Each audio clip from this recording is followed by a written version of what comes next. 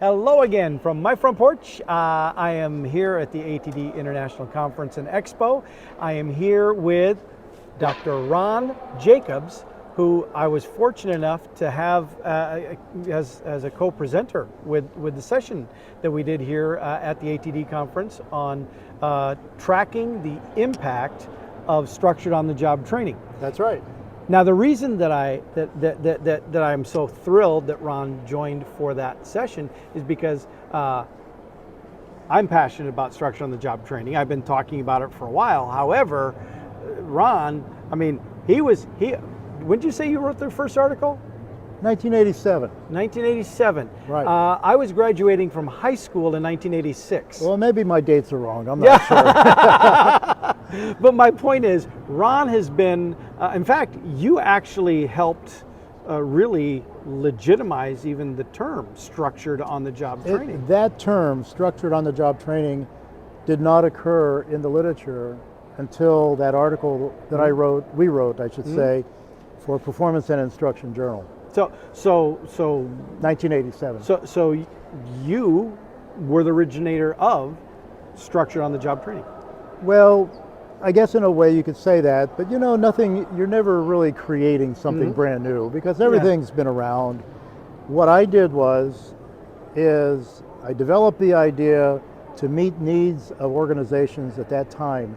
If you think about what was happening in the US, actually all over the world actually, but in the 1980s there was a great deal of discussion about quality and productivity and how do we make sure that we can be competitive with other organizations, Toyota, Honda. Everybody was afraid, how do we catch up? And so it's almost like today where this ideas of changes and responding to change and everything, but it was just a very fertile time for people to be thinking about how do we respond? And it starts with obviously people, and it starts with the abilities of people. How do we train in the most effective and the efficient way possible? And so that's kind of like where the idea came from.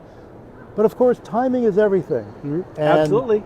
The 1980s going into the early 1990s, quality was the driver for many organizations.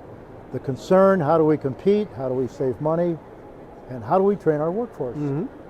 So that's in a nutshell what that was about. Yeah, well, and almost everything you just said continues to still be now what we think of as structured on-the-job training. Yeah. Both how it's defined, but also its value that it brings to the table. That's right, that's right. And as an academic at that time, I was thinking about what kind of research agenda could I develop that would be of interest to other people, and not only other academics, but also people out in the field too, practitioners. Yeah.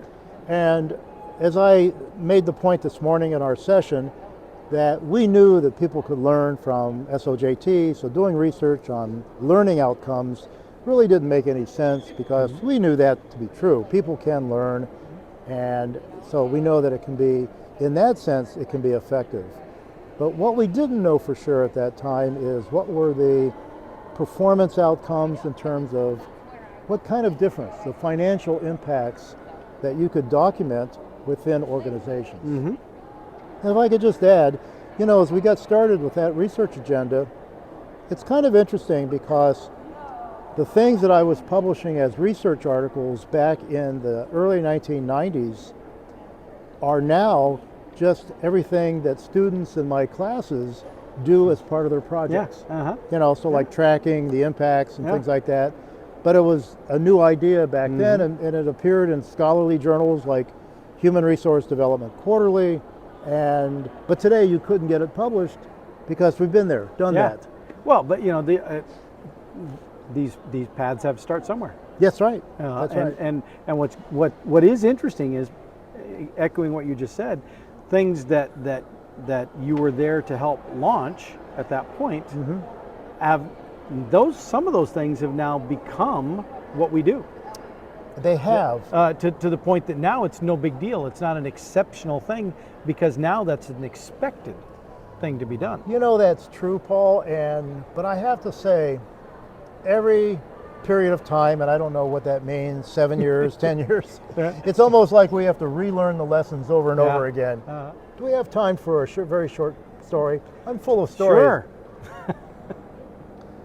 Long time ago, I was asked to develop a program, several programs, believe it or not, for mothers who had just given birth.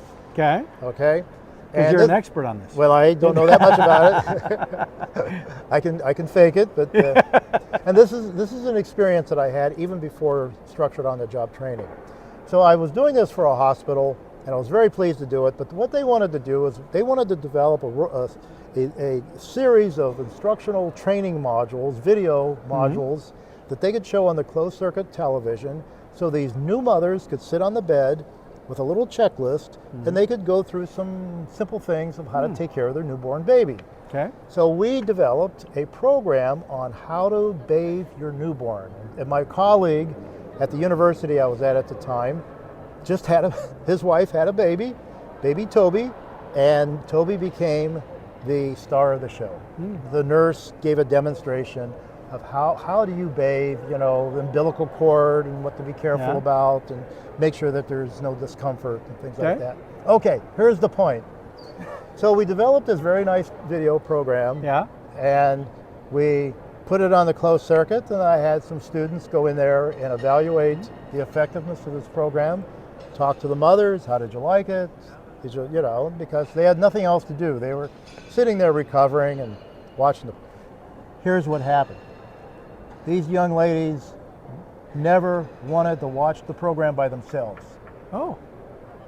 They would watch it if their sister, their mother, their aunt, another person.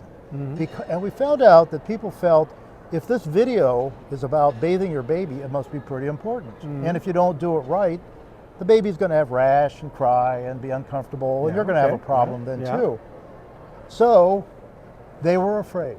The consequence of not doing it right was so high for them, they couldn't do it by themselves. They didn't want to watch it by themselves. They would only do it. They didn't want to watch it by themselves and then thus be expected to be accountable or responsible. Right. And so if my sister was sitting next to me who had already had a child, they could say, well, look at this, what was your experience? Early on, this is even before, but I've always been interested in the social aspects of learning, but I took away from that experience an amazement that there was something about that other person, that trainer, that is so important. It's the kind of story that you almost couldn't make up, but it was part of my development. And then when I had the opportunity to think about and reflect upon in a project that I was doing while at Ohio State, it all came back to me. It's that other person. It's that trainer. And we see it informally, buddies come together, exchange information. We see it with structured on-the-job training, the formal designation of what a trainer does. Well, we see it in just simple basic things like, a lot of people don't even want to go to a movie by themselves. Right. They want to, and it's not that they don't want to go to a theater by themselves, but they want to have the shared experience with somebody else. Right. And it's also interesting because in the adult education literature, the adult learning literature, self-directed learning is a big issue, a big topic. And so we know that there's plenty of examples of people who say, I'm going to build a house. I've never used a tool before, but you know what I'm going to do? I'm going to teach myself how to use a hammer. I'm going to learn all this stuff on my own. And by golly, there are these people that are self-directed to that large extent, and they can do it. But when you really analyze what they've done, they've really self-directed the resources. They went out and found the people. They asked questions to, or to mentor them, or get them over some of the rough spots, things like that.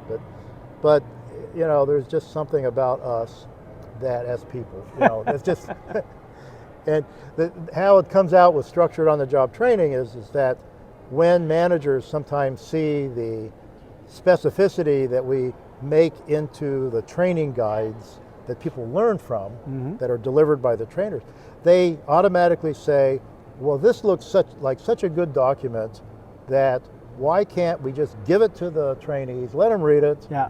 If they have any questions, they can come back. Why do I need to take my experienced employee off the job and take time away from his productivity when you've made such a beautiful document? So, and that's why our session today on tracking the impacts is so important, because if a manager says, why should I allow people to be a trainer, take them away from their work to train somebody else, what's in it for us, what's in it for me, but they have to understand there's that payoff for them. Yes. And what is that payoff for us as an organization and for the individuals too? And the level of self-worth, the level of engagement that the worker feels with their peers, with their leaders, with the work they're actually being asked to do. All of those play into the connectedness level of that individual. They feel that if you're going to go all of the trouble to train me to do this work, that's pretty nice. That's very thoughtful. Because we are not, as most of us have experienced, all of us have experienced instances in our work lives of traditional OJT. We're thrown into a situation, sink or swim. You figure it out. The ride along. You figure it out, and that's because the manager would say, well, that's the way I learned it, and if you can survive that. I draw the analogy that a lot of traditional OJT is like an episode of Survivor. If you survive it, then you're a great employee. And we think more highly of you because you are plucky. You can make it through this event and figure it out. And the feedback during that OJT time often really is just being told what you didn't do correctly. Which is not really proactively helping somebody do the right thing. It's just beating somebody down. People train the way they were trained. So you see why I asked this gentleman to be part of what we're doing this year at ATD, because there is such a wealth of knowledge here. And again, it's not even just your experience and the years that you've invested in the research you've done. Literally, he helped create just the very term that I keep using, structure on the job training. That's pretty ground floor. Well, that's very nice of you to say that. And he's a great guy too. And so we try to have fun, Paul. You got to have fun. So Ron, this has been a fabulous experience. Thank you for being here as part of the session this year. And I really don't want to jinx anything. Fingers crossed. We're going to do more. I'm really hoping that we're going to find additional ways to collaborate, hopefully more extensively than just a 1 hour session at the conference. Although I'm not discounting it, that was good. But wasn't that a little frustrating to cut off at 1 hour? I think it was more frustrating for all the people who were going, hey. Time's up. Got to leave now. But conferences have to roll on. But it is what it is. But there are other opportunities, other formats that might be able to lend themselves to. So we'll be exploring some of those. So thank you very much. Watch for late breaking news. All right. Well, with that, I'm going to let y'all go, and I'll see you next time from my front porch.